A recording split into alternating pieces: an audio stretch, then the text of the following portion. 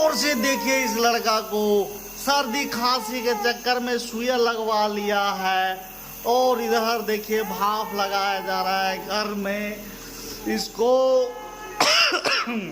मेरा भी हो गया है शायद। ये मशीन है भाप लगाने का मशीन, इसको लगाया जा रहा है।